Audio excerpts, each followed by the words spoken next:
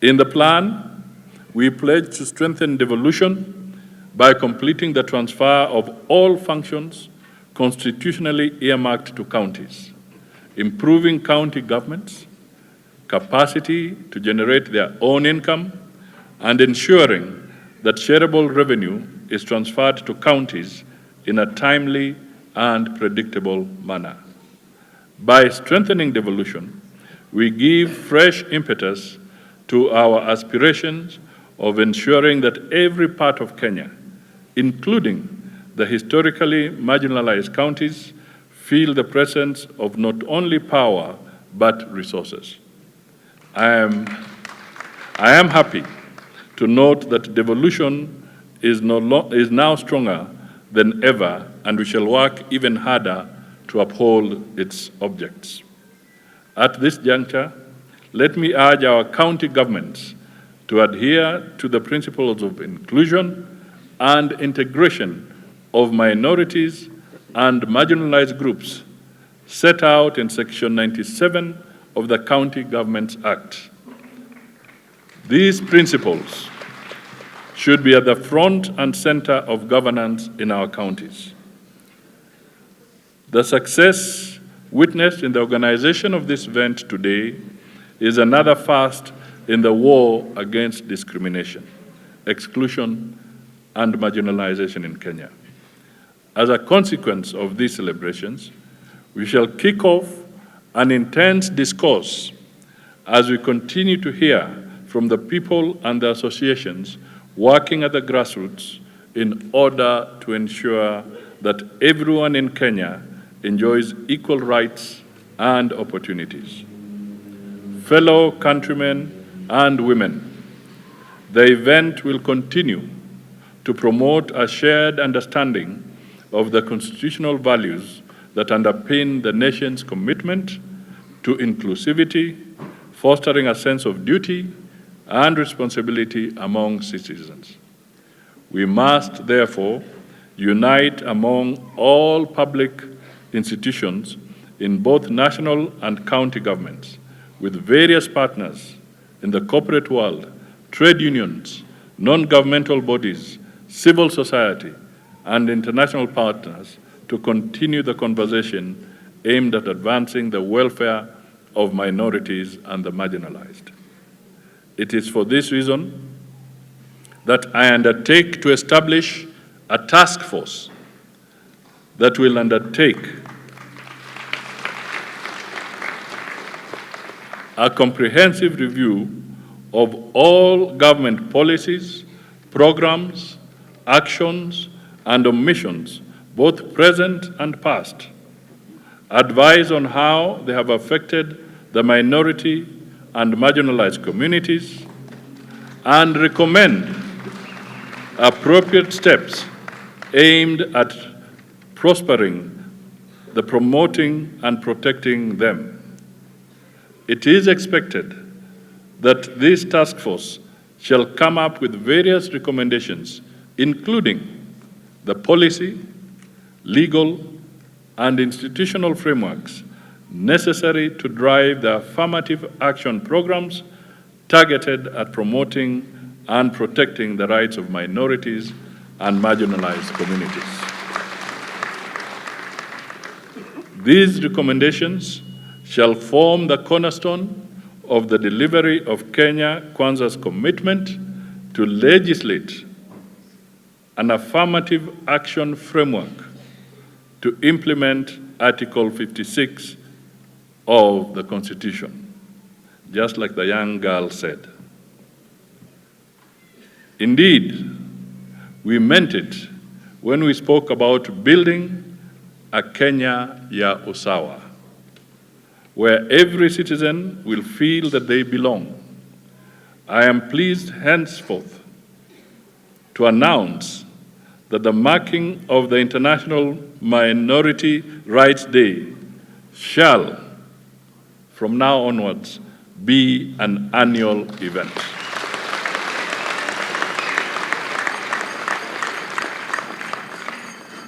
It will be an occasion to critically think about our successes, shortcomings, to cherish our diversity, and how different backgrounds contribute to our national unity, because out of many, we are one.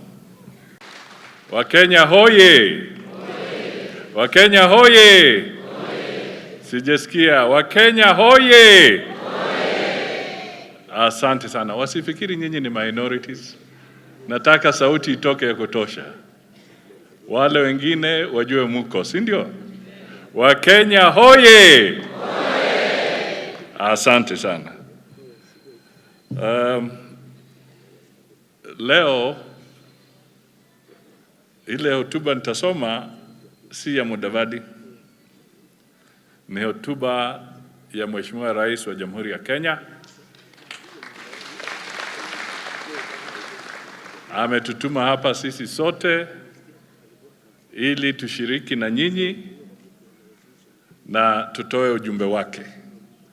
Angependelea sana kukuja hapa, lakini mambo ya kitaifa ni mengi, na ametutuma, mutasikiza, na mimi najua kwa sababu ni hotuba yake, yale yako kule ndani ni yale mwenyewe ameamua.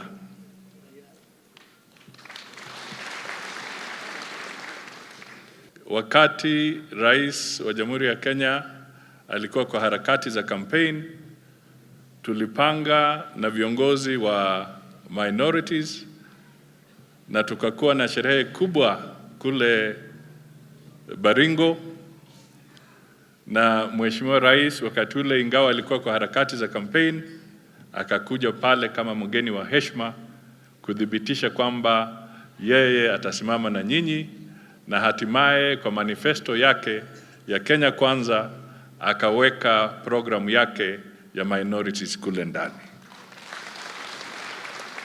Ladies and gentlemen, it is difficult to discuss minority and marginalized rights without broaching the subject that is land and land rights. Over the years, minority and marginalized communities have clamored for land and land rights. They are some of the most affected by what our Constitution terms as present and historical land injustices. Many cases have ended up in both local and international courts. I direct the Ministry of Lands to work closely with the National Land Commission to comprehensively address these concerns as guided by Articles 60, 63, and 67 of the Constitution.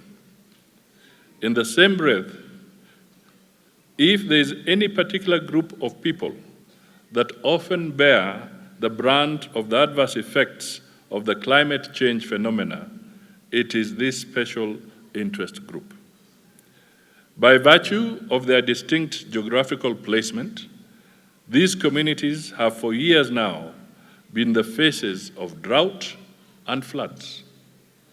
As a result, many in these communities remained marred in hunger, disease, and an ending cycle of poverty.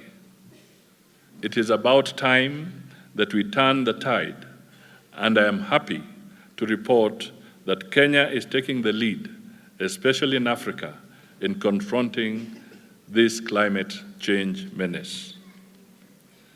To mitigate the effects of climate change, exemplified by the ongoing torrents of rain pounding different parts of the country, more so areas inhabited by the minority and marginalized communities, my administration is working with county governments to ensure we lessen the suffering of our people.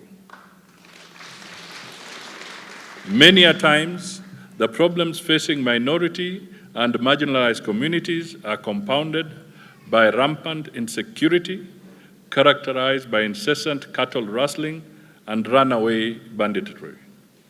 Earlier this year, we served notice on these domestic terrorists, warning them that it is about time they ditched their evil and barbaric ways.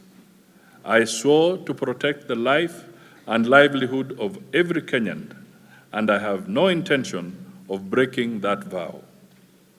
As we speak today, the guns in the North Rift and other banditry-prone areas of our nation have largely been silenced. I urge our security forces not to relent in this pursuit of peace and tranquility in all parts of our country. We are also working round the clock to ensure that plans by foreign terrorists that threaten citizens in our frontier counties are thwarted and foiled. Our intelligence service remains alert and laser-focused at all times. Not even an inch of Kenya shall be surrendered to criminal elements. Article 56 of our Constitution is particularly instructive on the steps, including affirmative action measures, that the state ought to take so as to ensure that minorities and marginalized groups participate and are represented in governance and other spheres of life, are provided special opportunities in educational and economic fields, are provided special opportunities for access to employment, develop their cultural values, languages, and practices, and have reasonable access to water, health services, and infrastructure. I am also pleased to note that today's celebrations come just 6 days after our Jamhuri Day, when celebrated our resolve to liberate our nation from all forms of injustice. It cannot be that 60 years after independence, some communities in Kenya are yet to fully enjoy the fruits of independence, let alone the feeling of recognition and inclusion. This, under my administration, will change. Distinguished guests, ladies and gentlemen, I am a firm believer in the promise of our Constitution. In me, you, the leadership and members of the ethnic minorities and marginalized communities, have a friend and a partner in your quest for space and recognition. During my tenure as Deputy President, I not only set up a technical department for minority and marginalized communities affairs, but I also championed the appointment of several of your members in my office. I also championed affirmative action measures in the public service and elsewhere that saw numerous of your members secure employment. I have continued this trend as President. Remember, this is the President's speech. By appointing more to the high-ranking positions in my administration. And you have seen quite a number of them being recognized here. In the run-up to the 2022 general elections, the Kenya Kwanza team pledged to address the issues that have plagued the minorities and marginalized communities in a comprehensive manner. We committed to set up a team that will conclusively look into these issues and recommend the best way of addressing these concerns. In order to advance the welfare of ethnic minorities and marginalized peoples in a more institutionalized manner, I am happy to report that under Executive Order Number 2 of 2023, I have since established the Minorities and Marginalized Affairs Unit under the Presidency, which I shall be unveiling today. I established that unit to spearhead my office's agenda of recognizing, promoting, and protecting the rights of ethnic minorities and marginalized communities. In recognizing the critical importance of an inclusive government that reflects the diversity of our nation, my administration seeks to deliberately involve representatives from minority and marginalized communities in the decision-making processes. Whereas we shall front policies that are responsive to the needs and aspirations of all citizens, special attention will be paid to those policies that advance the cause of these special interest groups. Ladies and gentlemen, it is difficult to discuss minority and marginalized rights